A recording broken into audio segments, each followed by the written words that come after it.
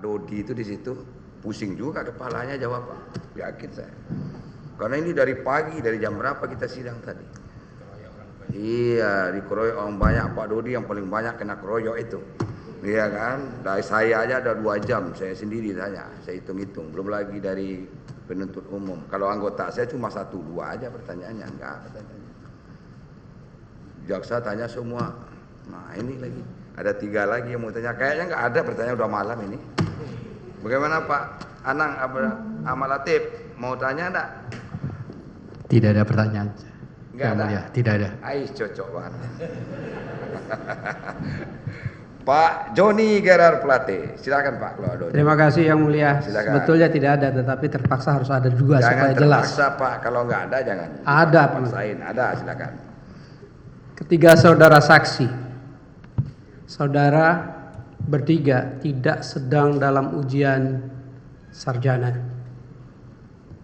Kalau dalam ujian sarjana jawaban saudara salah, saudara yang tidak lulus. Sekarang saudara bertiga berada dalam sidang pengadilan.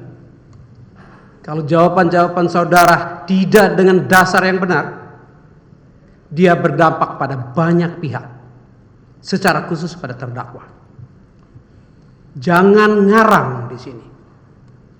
Jangan juga mau dipaksa untuk menjawab apabila tidak benar. Jangan juga takut.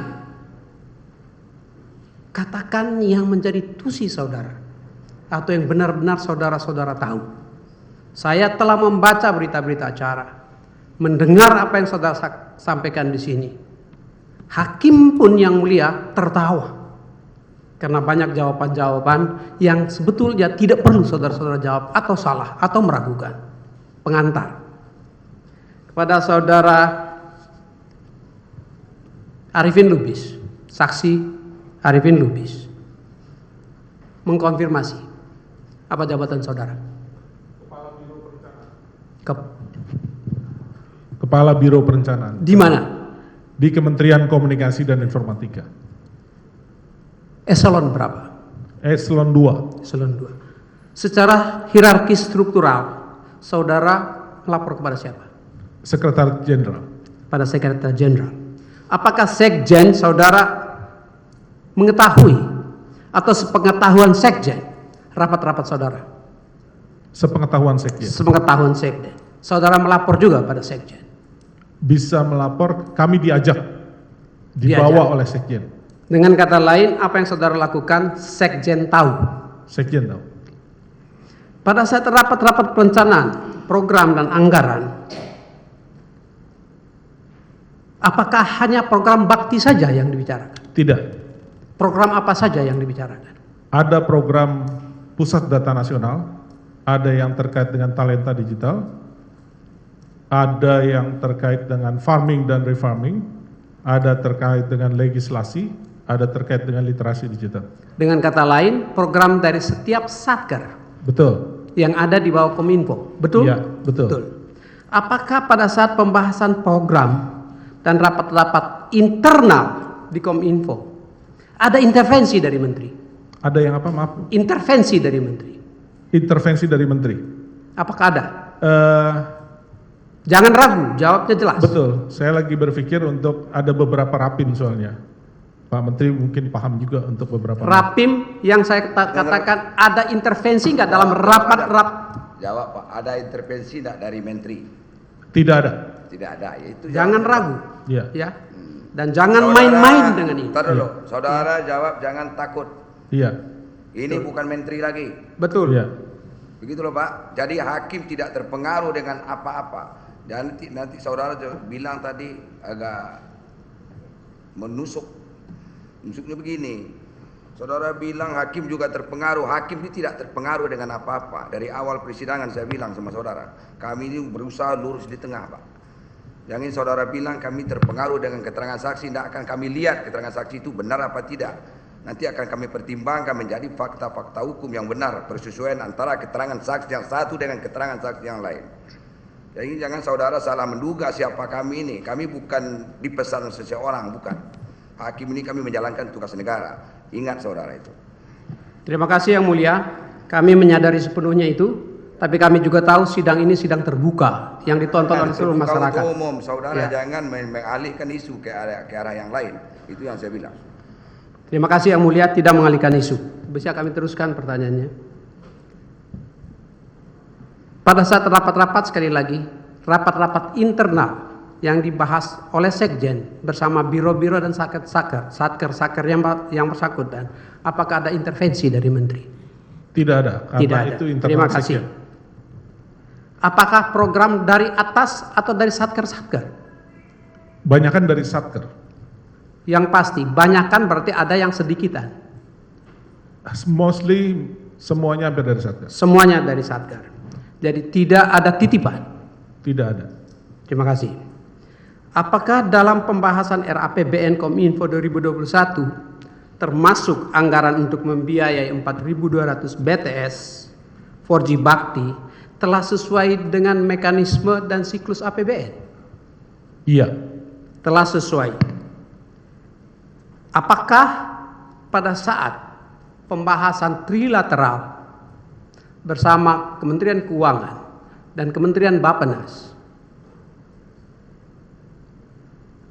ada catatan-catatan, penolakan-penolakan atau blokir-blokir dari Kemenku, KU dan Bappenas atas program BTS 4G Bakti? Tidak ada. Tidak ada. Atau dengan kata lain, sudah sesuai mekanisme perundang-undangan? Karena merupakan kebijakan nasional. Apakah Jadi sudah didukung. sesuai dengan mekanisme yang ada di pemerintahan? Sudah. Sudah sesuai. Terima kasih. Apakah anggaran 4.200 BTS 4G Bakti menjadi bagian dari Undang-Undang APBN 2021? Iya.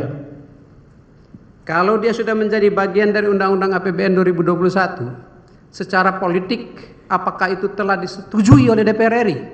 Iya, disetujui. Berarti ini program negara. Iya, Betul. Presiden. Iya. Terima kasih. 16 Agustus, sorry.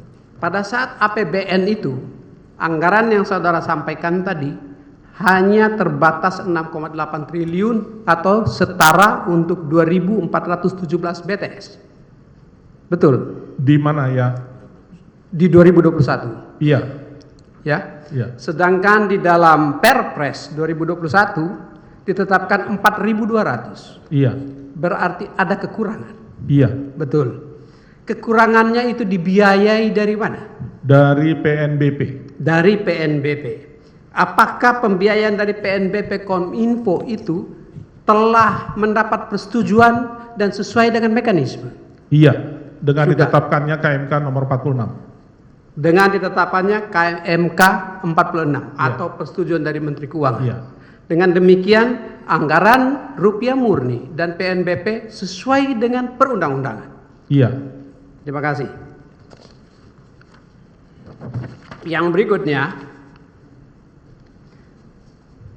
apakah ada kementerian lembaga lain yang juga menggunakan PNBP Ada. untuk membiayai? Untuk Contohnya, mohon maaf. untuk membiayai program kementeriannya atau lembaganya? Ada. Ada. Ya. Contohnya, Banyak. Ada polisi. Ada, berapa besar di kepolisian? Saya lupa itu. Lupa, tolong dicek. Iya. Sebagai benchmark. Karena apa yang diusulkan pasti ada benchmarknya. Ya. Iya. Pasti ada benchmarknya.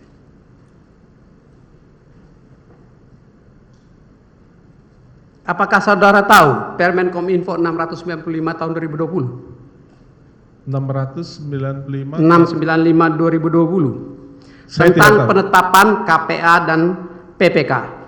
Tidak tahu saya. Tidak tahu. Tidak. Itu ada Permen Kominfo 695 2020 tentang penetapan KPA dan pejabat membuat komitmen. Ini dalam rangka mengimplementasi Undang-Undang Keuangan Negara dan pelaksanaan program-program kementerian. Nanti di saat yang lain akan kami dalami itu. Apakah saudara tahu juga Permen Kominfo, Permen Keuangan, Peraturan Menteri Keuangan nomor 129 tahun 2020. Saya tahu itu, tapi tentang apa itu ya? Tentang Saya BLU. bacakan untuk saudara. BLU seingat saya. Saya bacakan untuk saudara. Iya. Pasal 4 ayat 4 dan pasal 4 ayat 6. Ya. Pasal 4 ayat 4 mengatur Menteri pimpinan lembaga bertanggung jawab atas pelaksanaan kebijakan penyelenggaraan pelayanan umum yang didelegasikan kepada Badan Layanan Umum, dalam hal ini kalau Kominfo tentu BLU Bakti, dari segi manfaat layanan. Dari segi manfaat layanan. Itu tanggung jawab Menteri dan Pimpinan Lembaga. Pasal 4 ayat 4. Pasal 4 ayat 6, pejabat yang ditunjuk dalam hal ini Dirut Bakti bertanggung jawab atas pelaksanaan kegiatan pemberian layanan umum yang didelegasikan kepadanya oleh menteri atau pimpinan lembaga. Ini berhubungan juga dengan pendelegasian sebagai KPA. Ya, supaya saudara tahu, ya. Tahukah saudara program Merdeka Sinyal? Iya. Kapan itu dilakukan? Itu 2000 yang saya sampaikan tadi, program di usulan 2019 masuk di dalam RPJMN 2022-2024. Disitulah disebutkan namanya program Merdeka Sinyal. Apakah Indonesia Merdeka Sinyal? Apakah program Merdeka Sinyal sudah selesai? Belum. Tahukah saudara pada tanggal 18 Juni 2019 dan 22 Juli 2019, pada saat itu masih kabinet, sebelum kabinet ini, dilakukan rapat kerja dengan DPR RI Komisi 1. Saya lupa itu.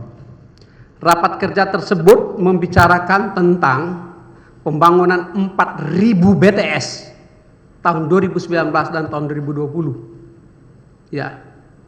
Yang mana jumlah sebesar itu sudah ada di dalam perencanaan Bakti dan Kementerian Kominfo jauh sebelum kabinet ini. Jadi bukan tiba-tiba datang.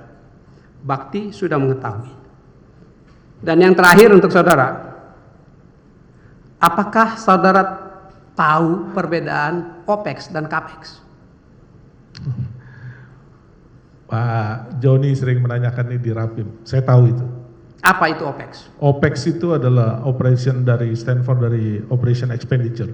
Jadi artinya biaya yang akibat adanya belanja-belanja modal yang berdampak terhadap kepada operasional, biaya operasional. Apakah belanja OPEX menghasilkan barang milik negara? Tidak. Tidak. Apa itu CAPEX? Kalau CAPEX itu belanja modal, belanja artinya wujudnya kelihatan. Itu dapat dalam istilah Kementerian Keuangan itu bisa belanja modal, bisa belanja tanah ataupun mesin. Berarti ada barang milik negara? Ada. Jadi belanja CAPEX menyalahi apa masih sesuai dengan undang-undang? Ini pendapat saya ya. Pendapat ya yang ditanyanya mengenai ini pendapat atau Artinya nanti. Baik, terima kasih yang mulia. Seharusnya sebagai perencana di dalam menyusun perencanaan saudara tahu itu, dan saudara jangan sampai pura-pura tidak tahu. Tahu saya. Nah, kalau tahu apa?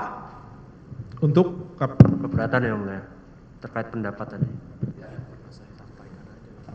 Pengetahuan saudara atau pendapat saudara yang ditanya ini? Pengetahuan saudara lah sebagai kepala Biro Perencanaan. kalau untuk CAPEX, CAPEX itu belanja modal pasti. Karena belanja modal dia pasti menjadi aset, dicatat dalam BMN. Barang milik Sesuai undang-undang apa tidak sesuai undang-undang? itu dimungkinkan sesuai dengan undang-undang. Sesuai undang-undang. Dimungkinkan. Jadi tidak menyalahi undang-undang. Iya. Mesti jelas dulu. Iya, Kalau pemerintah melakukan belanja yang tidak sesuai dengan undang-undang, salah itu. iya. Ya. Cukup untuk Pak Arifin. Kepada Pak Indra, sudah banyak yang ditanyakan tadi. Ya, sudah banyak sekali yang ditanyakan tadi terkait dengan 7.904. Ya, banyak sekali yang ditanyakan. Saya hanya mau menekankan satu. Basis penetapan jumlah BTS adalah desa. Satu desa, satu BTS. Pertanyaannya, apakah mungkin satu desa lebih dari satu BTS? Apabila merujuk pada pemukiman yang di pedesaan yang berjauhan, dimungkinkan untuk lebih dari satu BTS. Dimungkinkan. Namun untuk wilayah 3T, keputusan pemerintah saat itu adalah satu desa satu BTS. Ya. Jadi yang perlu adalah jumlah desanya berapa yang belum ada coverage sinyal. Ya. Tahukah saudara perbedaan antara desa dan lokasi atau site titik BTS dibangun? Lokasi site itu tergantung di mana nanti penempatan lokasi BTS-nya di dalam satu desa. Ya, itu berarti desanya bisa diketahui, titiknya belum tentu diketahui pasti. Betul? Tergantung perencanaan. Untuk memastikan koordinat titiknya perlu dilakukan site survey. Betul? Betul. Dan menurut berita acara yang saya baca, itu menjadi tugas konsorsium atau perusahaan-perusahaan penyedia yang harus melakukan survei titik lokasi. Ya, menurut yang saya baca. Kalau demikian, maka jumlah desa untuk 7.904 perlu dikonfirmasi melalui satu titik di desa itu pada saat akan dibangun ya oleh penyedia. Saudara tahukah itu? Untuk lokasi terkait dengan itu saya tidak tahu, Pak. Tidak tahu, karena itu bagian dari kontrak. Ya, karena itu bagian dari kontrak. Ya. Dan karenanya setelah itu saya baca juga dari berita acara bahwa setelah ditetapkan site-nya perlu dilakukan design review meeting. Design review meeting untuk menentukan desain di titik itu. Yang saya baca dari BAP. Jadi penentuan lokasi berlapis-lapis. Ya. Sehingga pada saat di mana saudara ditanya ya terkait dengan jumlah desa, maka dia melalui tahapan yang berlapis-lapis sampai penentuan titik dan penentuan desain. Ya. Saya tidak tahu isi kontraknya seperti apa dan keputusannya Bakti. Namun demikian, kalau sampai ya ada titik-titik yang tidak boleh dibangun, tentu tidak dibangun. Sehingga tidak terjadi duplikasi-duplikasi. Tadi ada kesan, ada duplikasi-duplikasi yang banyak. Ya. Ini perlu dikonfirmasi. Ya. Dan yang terakhir kepada Pak Dodi. Ya. Saya ingin bertanya Pak Dodi. Pak Dodi ini kan BPKP dulu. Ya, lalu menjadi Irjen. Baik, Pak. Sekarang jabatannya? Auditor utama. Auditor utama. Ya. Sebagai auditor utama, sebagai Irjen, sebagai Dewas juga, bagaimana pencatatan barang milik negara? Ya, sesuai dengan standar akuntansi pemerintah. Apa terkait dengan pencatatan? Ada barang milik negara dalam konteks BTS misalnya, dalam konteks BTS yang sudah on air dicatat sebagai apa? Sebagai aset tetap. Sebagai aset tetap atau barang milik negara tetap. Sedangkan aset-aset yang sedang dalam pengerjaan, apakah itu konstruksi dalam penyelesaian? Konstruksi dalam penyelesaian. Di dalam kontrak yang pada saat melakukan pengecekan, ya di dalam kontrak, yang ada di dalam kontrak model pembayaran seperti apa? Apakah pembayaran berbasis serah kunci atau turnkey atau berbasis termen atau tahapan? Untuk material berdasarkan basis termen yang uang muka 20, pada saat GAC 40, pada saat MOA 35, lalu 5%-nya pada saat BTS itu berfungsi. Apa perbedaan terms of payment atau syarat pembayaran, serah kunci, dan syarat pembayaran termen? Syarat pembayaran termen untuk material berdasarkan sudah ada tidaknya material sesuai dengan tahapan yang disepakati untuk dibayar. Sedangkan syarat pembayaran serah kunci? Sebentar dulu Pak, stop. Sebentar dulu. Saudara tahu tentang pelaksanaan di lapangan, Pak Jorni Gerak? Saya atas dasar dokumen yang saya baca yang mulia. Iya. Saya tidak tahu di lapangan. Ya, kalau tidak tahu ngapain saudara tanya? Tanya aja masalah apa kewenangan saudara sebagai menteri, tahu ngapain saudara tanya? Tanya aja masalah apa kewenangan saudara sebagai menteri, sebagai pengguna anggaran, itu aja Pak. Terima kasih yang mulia. Ngapain saudara tanya-tanya sampai ke pelaksanaan di bawah, kalau nanti giliran ditanya, itu bukan kerja saya kan gitu. Itu kan ada PPK, ada kuasa pengguna anggaran. Betul. Kan begitu, Pak. Ujung-ujungnya ke situ. Makanya apa tanggung jawab tupoksi saudara sebagai menteri, sebagai pengguna anggaran. Situ sajalah. Nggak usah kemana-mana gitu. Oke? Terima kasih Yang Mulia. Terkait dengan tanggung jawab itu ada berapa jenis atau tahapan review yang Irjen lakukan? Kami mulai dengan review terhadap rencana anggaran RKKL, lalu kami melakukan review terhadap proses pelaksanaan pelelangannya, lalu setelah itu kami ikuti dengan monitoring terhadap pelaksanaannya. Jadi ada beberapa tahap Tahapan. review yang dilakukan. Iya, betul. Ada berapa lapis pengawasan yang dilakukan terhadap Bakti? Bakti lapis pengawasannya ada 4. Eksternalnya BPK, eksternalnya kedua adalah BPKP, internalnya Kominfo adalah Inspektorat Jenderal, internalnya Bakti, SPI-nya Bakti. Semuanya sudah dilakukan? Semua dilakukan sesuai dengan tupoksinya dan lingkup pengawasannya masing-masing. Dan ada Dewas di situ. Ada juga Dewas. Baik. Terima kasih Yang Mulia. Ya. Enggak lagi. Cukup. Terakhir. Saya Nitya Anissa. Saksikan program-program Kompas TV melalui siaran digital, pay TV, dan media streaming lainnya. Kompas TV, independen, terpercaya.